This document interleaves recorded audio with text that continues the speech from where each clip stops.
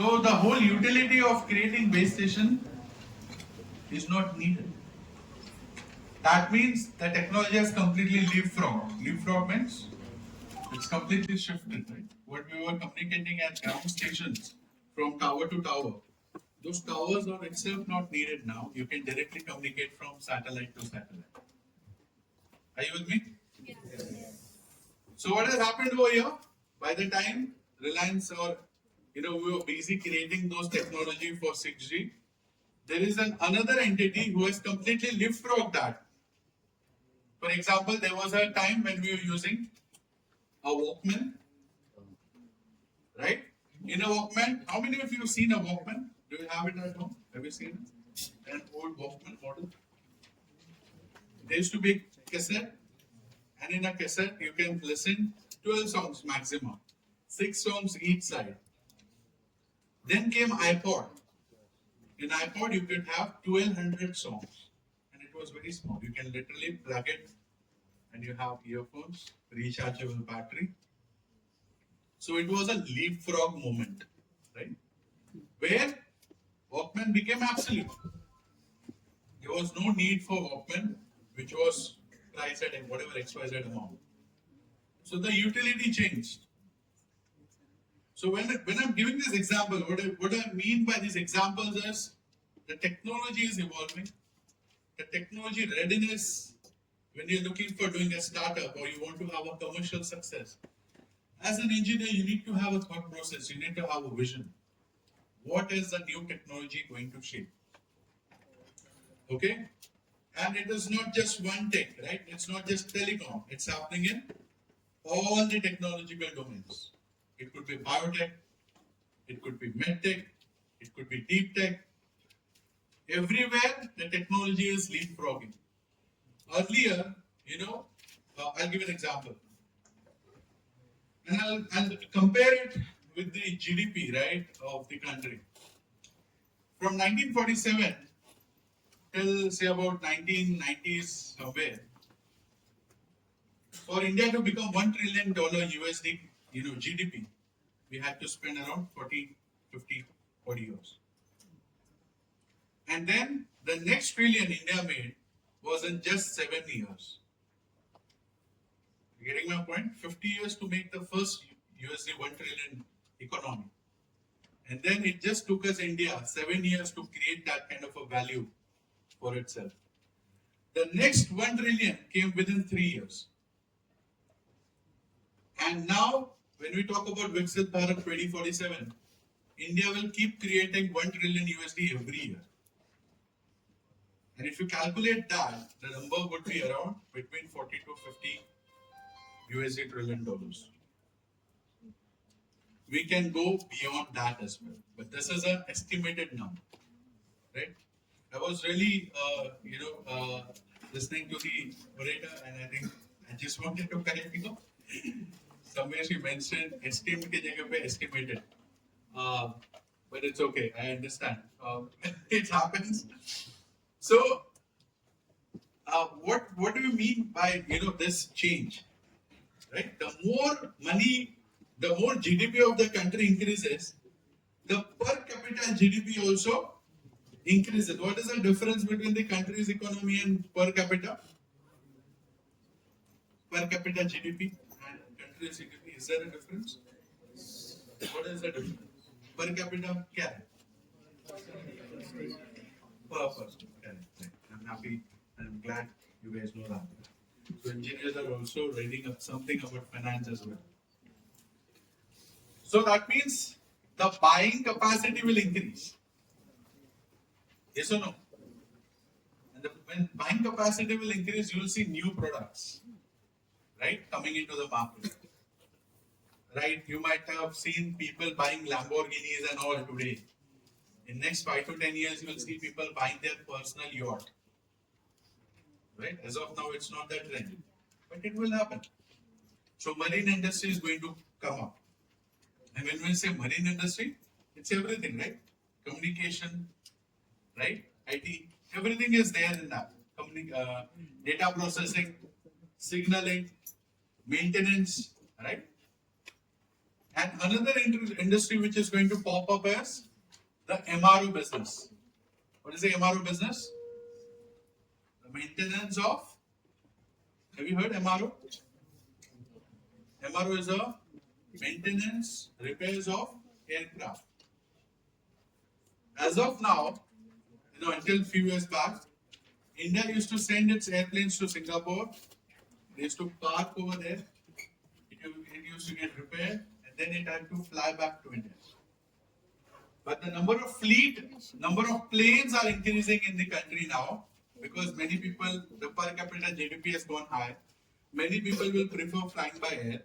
The cost of flying by air in India is cheap compared to other nations. And that's why you will require the MR in India. So in Belgavi, the Star Air has got it, the Godavar family. And in Nashik, there is one. But soon you'll find it happening across the nation. There will be some epicenters where this will be created. So, in all streams, the technology is leaping. Right? I'll give an example of my own experience. When I was pursuing diploma from Vivekananda College way back 2003-06, I was very much interested in robotics. How many of you are interested in this? Robotics, mechatronics, electronics, anything? You? Little bit. Okay.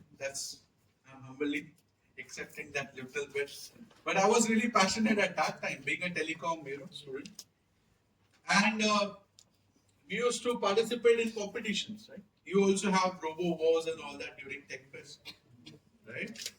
And that it's in IIT also and various other places. I remember my first prize was from RIT College in Nerul, Diva Patil, where we participated and we won, and that really ignited spark. Let's do more. Then we went across many engineering colleges. We got a lot of certificates, but the catch is, this was not taught to me in my campus. This was not part of the curriculum. It was an extracurricular activity. I was spending more time beyond the study hours to build those things and go for this competition. Now, when we started taking part in those competitions, we saw that there are separate engineering, what we can say levels, or engineers also participating, and those are high tech. These are program robots, and they were participating in Robocon. You have heard about Robocon? Yeah, it happens once in a year. It's a national competition. Now, what happened was, in our diploma college, there was a gate, and that gate separated us from the engineering college. But we could see through that gate what the engineers are doing. And they were building this robot for the Robocon competition, and Vezet was really known for these competitions.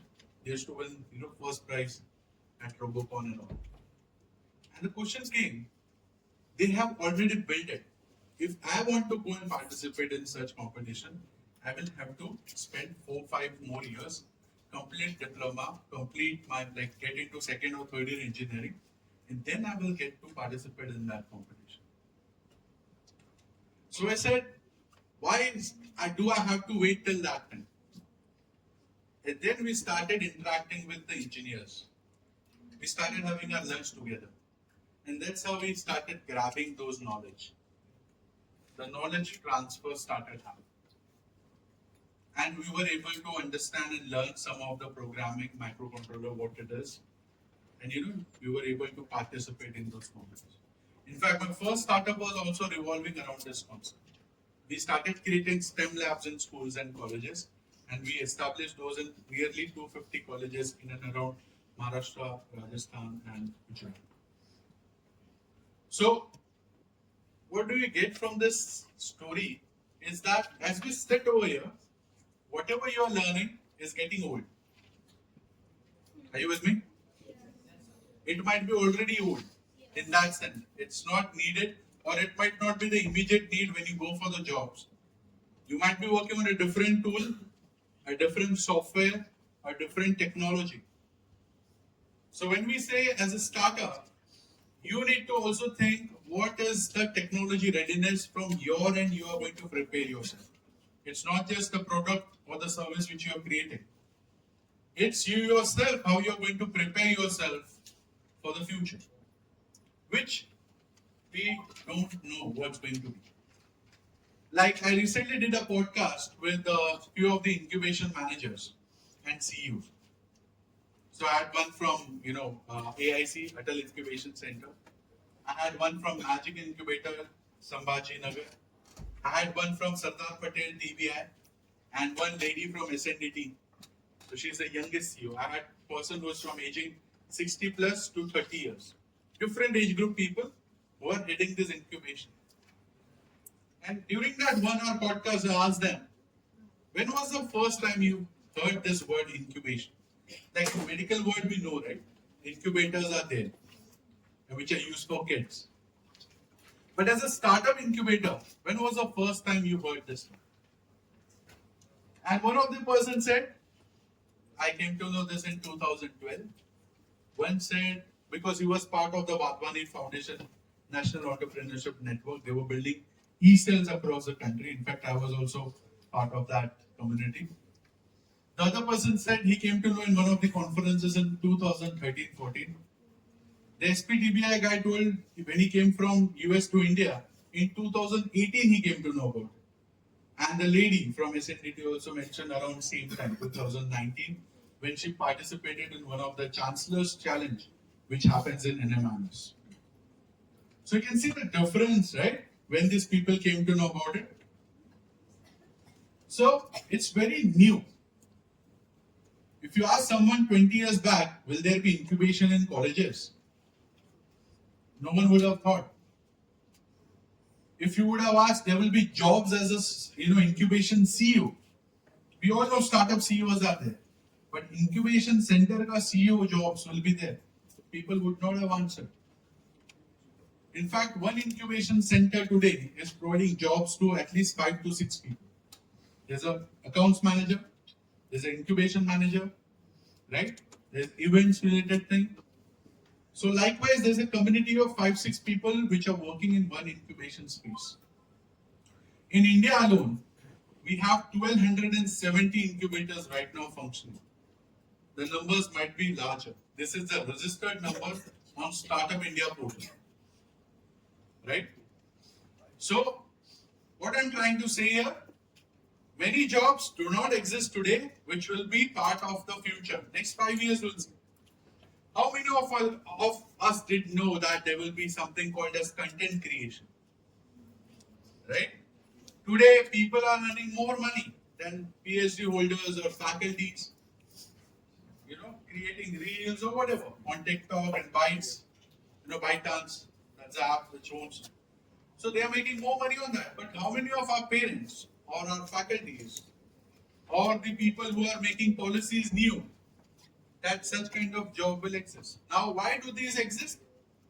If you ask, these new jobs, why do they exist?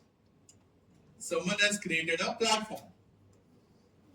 If there was no TikTok, it would not be there. If there was no Instagram, it would not be there. Someone has created that technology. Someone has created those tools and a platform where people are able to create those content. Right? So, we have to be, if you are trying to be a problem solver, if you really envisage to be an entrepreneur, you have to see what will happen 5 to 10 years down the line. You cannot say you know a gap right now, market gap right now, and you are trying to fill it now. No. Because if you start now, you will actually work on your startup, which will be able to have some traction or function within the next 2 to 3 years. By the time things will change. So you need to think what's going to happen 3 years down the line and work now. You cannot solve the problem which exists now. You're getting my point? So that's what is technology readiness, right?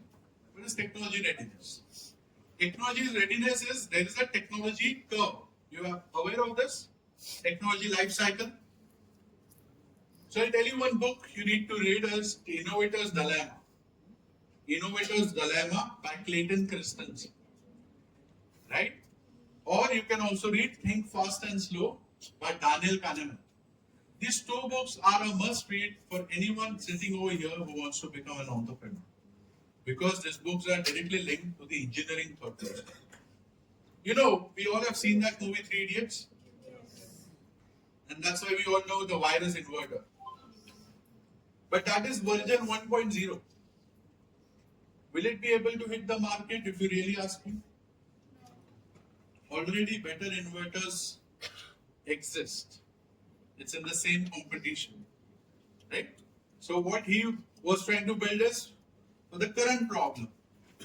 But with version 1. So what is going to be next? Many people in engineering colleges are making EV, right? Electric vehicles. Wherever I go, I see at least one EV, which is stationed, which some of the students or faculties have created. So what is the differentiator? Right? How we differentiate, how we can be technology ready, and with respect to our innovation, how we can be a differentiator. Everyone is making an EV today. Everyone is making a battery, right? Lithium-ion batteries, right? And there is a who will win the EV space? If you ask me,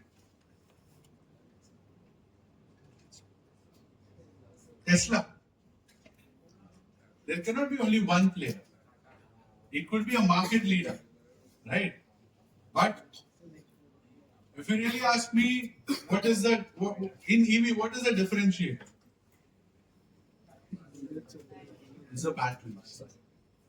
The people who will be able to manage maybe the size of the battery, right? If the size of the battery gets small, what will happen? The capacity increases. When we say capacity, what will happen? The range increases. And that's where the catch is. So, it's not just about the battery, it's also how you're going to recycle those batteries. How you're going to create stations where you're going to recharge it or replace them as you go. So these are, foundational questions which the whole EV industry is trying to answer. Right? So that is what is technology readiness. Technology readiness, there are 9 levels. 9 levels of TRL, that's what it's called. The technology readiness of, levels. And level 1 is what you just have a thought. You did some study and there was some insight.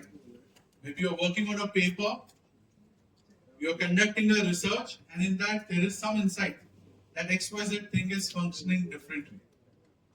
Now with that thought, you try again and you try to match whether you get the same result. Right? Then comes the third stage where you are building the concept. Right? Fourth stage in TRL is where you are building a kind of MVP, minimum viable product. Fifth stage is where you are building the prototype. Most of the institutions in academia, government funding comes for TRL 1 to 4. So you can build a prototype. But industry is looking for a solution which is beyond TRL 7. If you want to sell anything you are creating to an industry, you need to have TRL 7 and above. TRL 7 is where you have a prototype ready, functioning, right, with some utilities around it. Then there is TRL 9, which is tested, right, in real-time environment. And then the last stage is TRL 9, which is ready for commercialization. Right? So there is technology readiness available, levels. There is investment readiness levels. There is market readiness levels as well. These 3 things go hand in hand. When I say market readiness level, what do you mean by that? Can anybody tell me? Demand for the market. Has the market matured enough to accept that? Right? What do you mean by investment readiness? Whether we can invest in that idea. Whether they have tested that in the lab, it's the tool is ready now to be invested, to be scaled up. So all the three things are linked together, but for different industry, it's different. For medical, it will be different, right? For defense related, it will be different. And for commercial, what we can say solutions, like an e-commerce platform, it will be different. But TRL exists for each and every item. So, how do you capture the essence? Many students ask me, sir, TRL, I understand, okay, this is my TRL, but how do I validate my idea? A lot of people, you must be seeing Shark Tank. I haven't seen any episode by the way. I think it's more, real television show. And I don't believe the deals and all, whatever. And I have learned these things the hard way by getting my hands dirty. You cannot learn entrepreneurship by watching. You can only learn it by doing. It's a very hands-on activity. So if you are in second year, and if you are dreaming of becoming, how many are from first year by the way? Majority of you are in first year, right? And that's why I make a priority that first years only should listen to my talk. Recently, I was invited by faculty. 2 days back, I got a call, and she's like, I want to talk to final year student. I said they are already going to go for their jobs in April. So we have already missed the bus. If you're in first year, you have 3 years in your hand to try out your ideas. Right? Now when I say these are the most crucial years, I'll give you some pointers on that. Why it is very crucial for you. First and foremost, you don't have any family responsibility. As principal sir also mentioned. You are here, you have been pushed to attend this. Probably because maybe as of now you don't envisage you can be an entrepreneur because you have never been through it. What happens, in our life, as an elephant is born, you know the story? When the elephant is born, right? He is tied to a simple rope to a wooden stick which is, inserted in the ground. And as a kid, he tries to move away, tries to pull that rope. Is he able to escape? No. Too less power, right? Small kid, baby elephant, you have seen the videos. Too less of a power to move that. And it goes on for years. 1 year, 2 years, 3 years. The elephant grows up, becomes a giant. Full of power. If he wants, he can literally, break off big doors and, in fact, you have seen some jungle safari videos, wild elephants who throw away the jeeps and all that. But this elephant who's pet, right, is changed to a iron chain now and to the same kind of a wooden stick which is inserted in the ground. You know what? He now doesn't even try. Because those past experiences are embedded in the subconscious mind. That even if it tries, it's not going to come up. So an elephant which has grown so big, so powerful, with more, knowledge, is not able to crack that simple problem. For him, he will always think that he cannot break that barrier. And that's a problem with us. Because our parents have not done it. And we always see up to, we look up. And that's the biggest problem which I face or which I see amongst the youth. That because not someone from our family has done it, how we can do it. And if you're able to answer that, right, I think you will be able to take that step of becoming an entrepreneur in whatever field. I don't say you want to develop something related to technology. You can do any other business. Today, agro, business is booming. Farming is booming. Organic farming is booming. If you have some good land where you can create that by understanding the nuances of those, you can do that as well. But what is the difference between an entrepreneur and intrapreneur? Intrapreneur works for the company. Does the same thing which an entrepreneur does. But for a company like Dr. Kalam was an intrapreneur, right? If he would have done it for some big SpaceX or something like that company, he would have earned millions and crores of rupees. But he did for nation. So at this stage, in first year, you have to decide 4 years down the line, will you go for placements, or you will be ready enough to give your peers job opportunity. To your young ones, students from first year who will join at that time, you will come as a recruiter and hire. Right? And it's possible. I've seen many of the students doing that in my interactions. We did that ourselves during my startup days.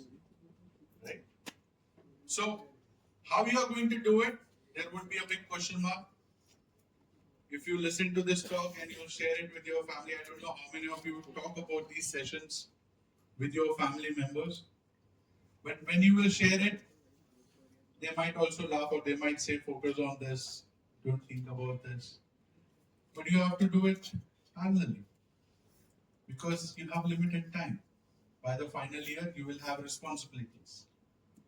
Maybe family responsibilities, right? Parents have invested a lot of money. You have to give back. So what I can see over here, there are 4 kind of students. One who is here only for job. The day they entered the college, they were focused that I want to take a good placement. Second, there are students who want to go for further studies. So some of you might go for a management program. Some of you might go to US or other country for further studies for MS.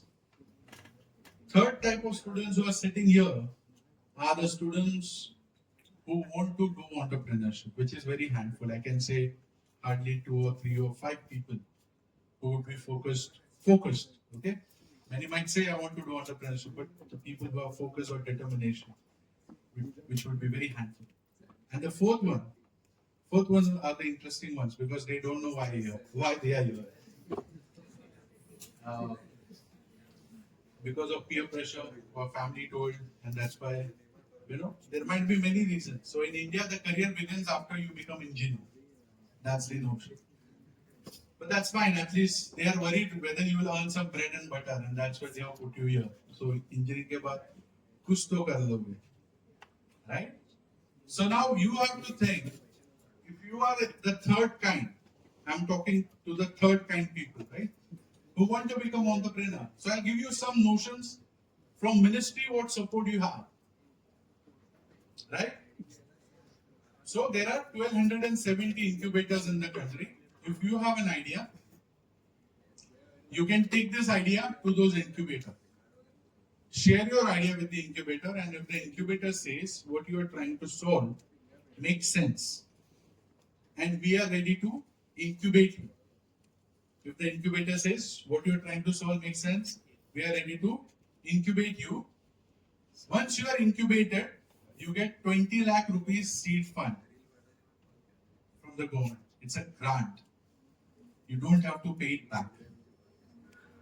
You directly get a grant of 20 lakh rupees once you are incubated with that incubator, which is registered with Startup India. So there's a scheme called Startup India Seed Fund. Likewise, there are many schemes which the incubator knows. So if you are solving a problem for agri-tech, there is a different scheme. If you are solving a problem for deep tech, there is a different fund and scheme. If you are solving a problem for health tech, there is a different scheme. There are different incubators, in fact, who are having those incubated startups. So there will be a dedicated incubator for agri-tech. There will be a dedicated incubator for deep tech. So likewise, you have to map it, and all the information, whatever I'm talking about, is available on Startup India website. It's available over here, right? So becoming an entrepreneur today is easy.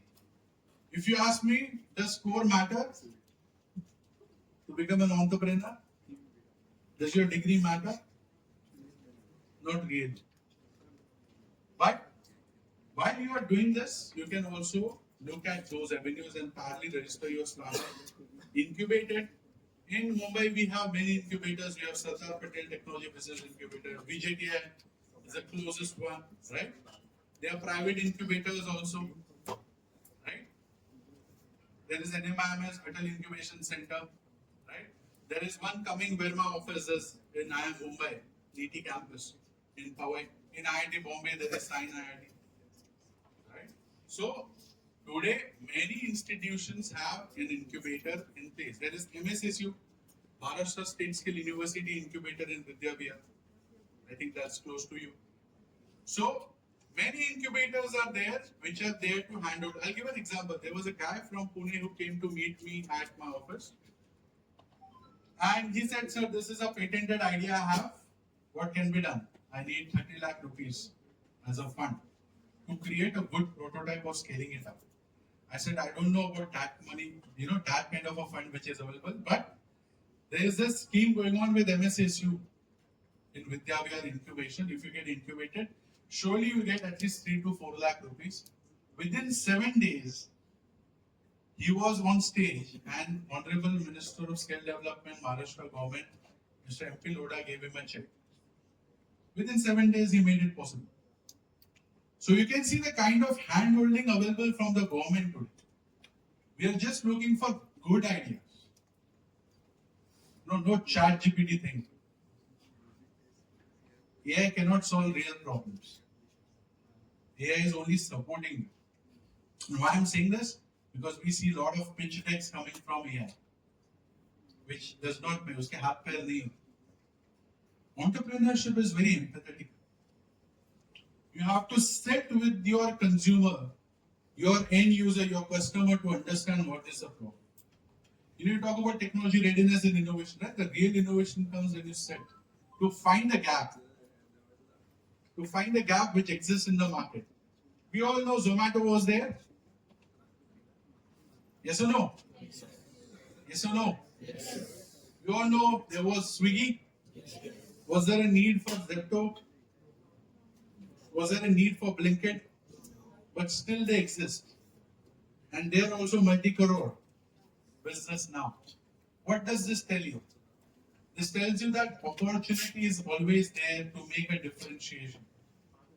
Even if there is a SpaceX or Tesla, we cannot say SpaceX aa gaya. We can do much better. I recently met a space tech company from Hyderabad. They are incubated at BITS Hyderabad. Its name is Upyom Space Tech. I was there for one of the award functions, Rex Karamir at Delhi, and they were also the fellow awardees. So I met them and, it was really nice to hear. Young guys, hardly 25, 26. And they have got a contract from ISRO to make 50 space tech universities. 50 space tech universities across the country. The testing facility which is used by the rocket launcher, which ISRO also builds, right? They are going to make it for those 50 plus universities. You can imagine such a big contract. They already have got. It's multi-crore. So the problem is, what is the problem we are trying to solve? Is it niche? And whether what we are trying to pitch, the solution is the optimum, right? So when you will go for pitching, there are two things which the investors will see. One, whether there is a problem market fit. What you're trying to say, is there a need in the market? Second, they'll see whether the team has the potential to execute. Every incubator, every investor only looks at it. They don't look at what you have built. They look at the problem which you have identified. Does it exist? And whether the team has the potential to build it or not. So that's why when I started my session, I said, you have to be first technology ready. You have to be aware what the problem you are going to solve. And then understanding TRLs, what I just said, the 9 levels for investment and for market readiness. It's not a big task. It's just one slide PPT. You can always find it on net and just read about it. So the commercial success lies when we mitigate the risk. Who are the successful entrepreneurs? We have always been told entrepreneurship is all about risk taking. Risk है तो गलत है उसका गलत ही वहीं पे होगा क्योंकि उसने मिटिगेट ही नहीं किया ना इसलिए तो पकड़ा गया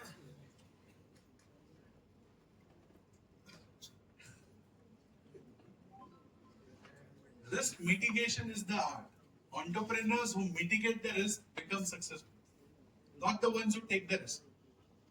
How many of you have done bungee jumping, by the way? Anyone over here? One, two person. What was your experience? You just went there and you jumped? How much time did you took to take that leap of faith? Yeah? Please share your experience quickly. No? It's not worth sharing? But did you finally jump or you were just standing and no, I don't want to, I'm going home? You did it. They kicked you. What about you? कहाँ पे किया था? ऋषिकेश में. कितना feet था? 100 feet, 200 feet. 100 feet तो हुआ. And why did you do it? Because there was a rope attached. What is rope attached, right? When you do bungee jump, you have a rope attached. That means you are mitigating the risk. Risk of falling on your face. If you just jump from 100 feet, what will happen? You will land up very high. You will go down and you will go very high, where no one will be able to catch you. But what you have done with that rope, you have mitigated the risk of falling. That's what an entrepreneur is. That's what differentiates successful entrepreneurs from the people who are just trying to be. And at all levels, it could be legal matters like trademarks, patents, right? Thinking of those. If I'm creating an idea, do I have a trademark of my brand? If I'm creating an idea or solution, do I have a patent? If I have a patent, investor will be ready to invest a lot of money with positive and trust in me. Because I have a differentiator already, a patent which the other people, other competitors might not have. It could be about policy, understanding. So suppose you are solving a problem, you are creating an EV. What is the electric vehicle policy of the state? Have I gone through it? Am I creating the solution as per the standards mentioned by that policy? Otherwise, I'll create something. Again, the policy will tell you, no, you cannot use this. Many people have lost money, in this process. Other is the team, how you build a team, managing the team, having those leadership skills, right? And having that vision, creating that kind of a solution which beats the market at the right time. So there are too many things involved in this, the whole landscape. And it will be a determined and a focused mindset which will be able to do it. I tell the youth, because you're in first year, learning for us should be a continuous process forever. To be successful, be it entrepreneur or intrapreneur, you will require three things. And all my three books cater to all these three things for entrepreneurship. What do you need foremost, which I started off? You need the knowledge. You need knowledge about your domain. Then you need the skills. You need skills to execute it. If you have knowledge, you don't have skills, you will not be able to execute it. Third, you need the attitude, the right attitude to execute it. One thing is doing something. For example, you are doing this engineering, IT or computer or whatever. One is with dedication and focus and determination. So that's what is attitude. Are you waking up? Or someone is telling you to wake up and do it. Entrepreneurship is self-driven. I cannot make you an entrepreneur. Only you can make yourself an entrepreneur.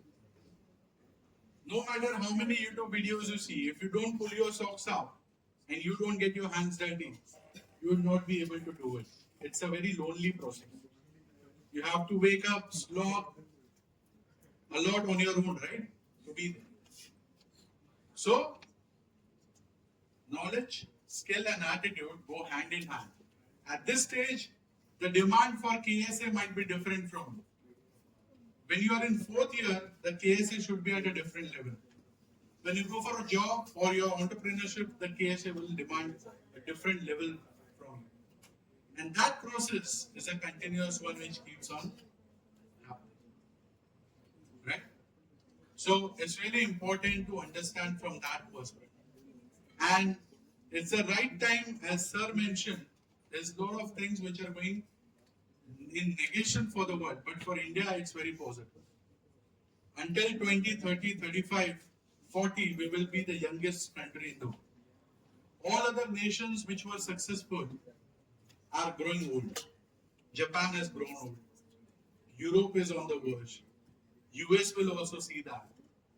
The youngest country in the world, and that's why people are investing a lot of money and betting on India, is because we'll have the largest youth population across the world. So that's why this is the right time if you want to do a startup. This is the right time to mitigate those risks. I won't take risks, but mitigate the risk and create your own brand, create your own, solution fit for the market, right? And having said that, India currently has 117 unicorns, 1,45,000, 1.4.5 lakh startups registered with DPIIT. And it's going to only increase. 1 lakh patents granted last year. This year, I think the patents would be around 2 lakh. You know how many patents China has? Anyone? Have you heard about it, read about it? 17 lakh patents. 17 lakh patents. We have a long road, we have a long journey if we really want to match that. Right? So these were few of the insights from my end. I would like to, share a poem from my first book, which narrates the story of every entrepreneur. And it goes something like this. I want you guys to repeat after me, will you? Walk alone if you must. Keep walking. You may fall. Who doesn't? Keep walking. They will stop you. Won't they? Just keep walking. Did you reach your goal? No? Keep walking. When people leave you, keep walking. Everything will make sense. Keep walking. If you think your path is lost, remember you have just created one. Thank you so much for inviting me and having me on.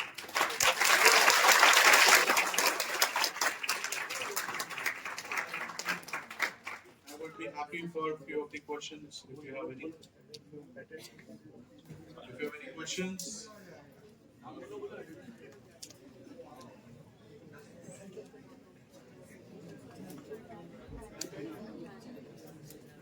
If you don't have questions, that means you know everything.